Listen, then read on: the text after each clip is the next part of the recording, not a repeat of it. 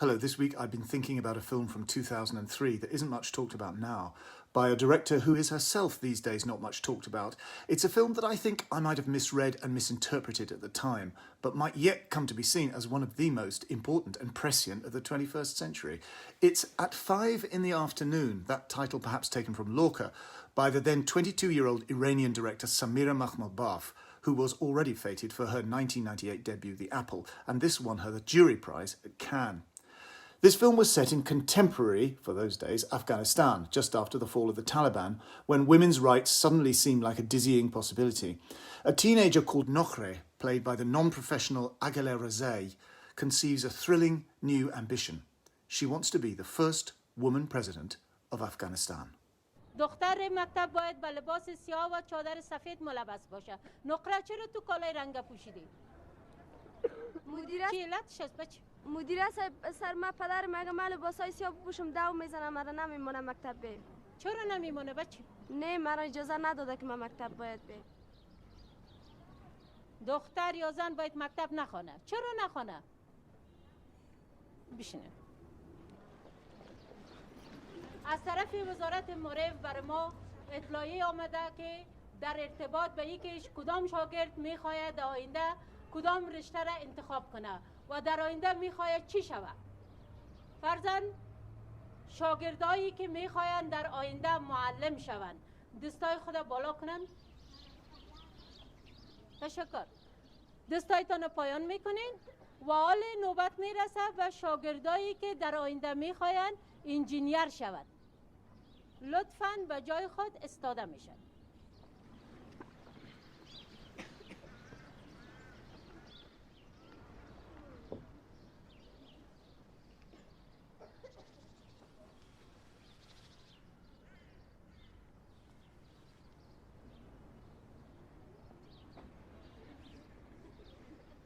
و شاگردایی که میخواهند در آینده به مملکت خود به مردمش خدمت شایانی را انجام بدن و دکتر شوند، اونا کیا هستند؟ استاد شوند لطفاً دکتر صاحبای آینده. بفرمایید بشینین.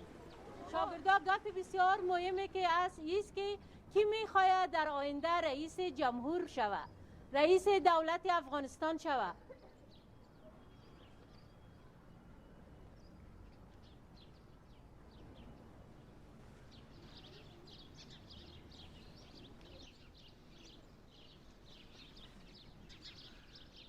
شاباس.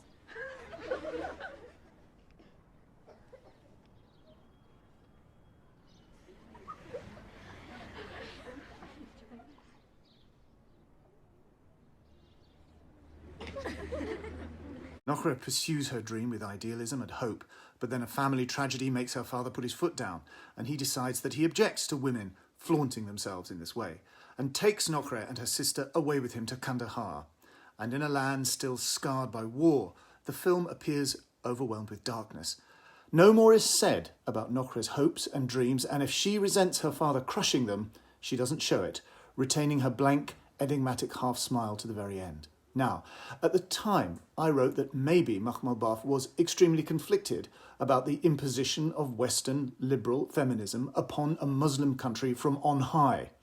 Maybe. Or maybe she just wasn't sure how to develop the movie beyond its original Western festival-friendly high-concept premise.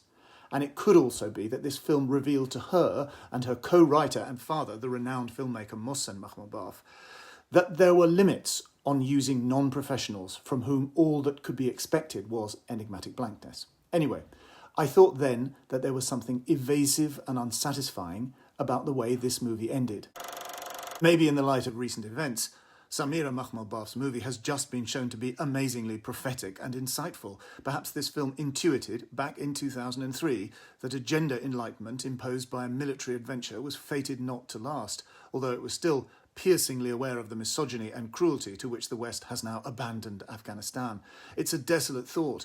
Makhmalbaf herself, once the toast of the Cannes Film Festival, seems to have disappeared a bit from the radar in recent years, following from her 2008 film Two-Legged Horse.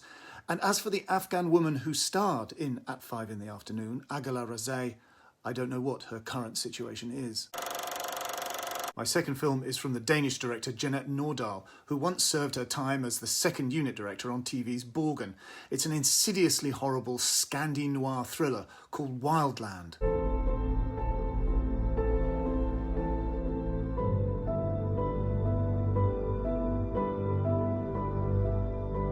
Er du okay? Det ved jeg ikke. Altså, hvorfor tror du, at din mor flyttede væk fra dem?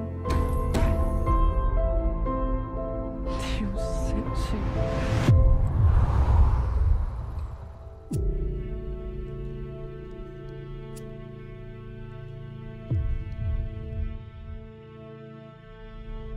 Wildland has an intriguing, almost Harry Potterish premise about an orphan who gets sent away somewhere halfway between Hogwarts and the Dursley household.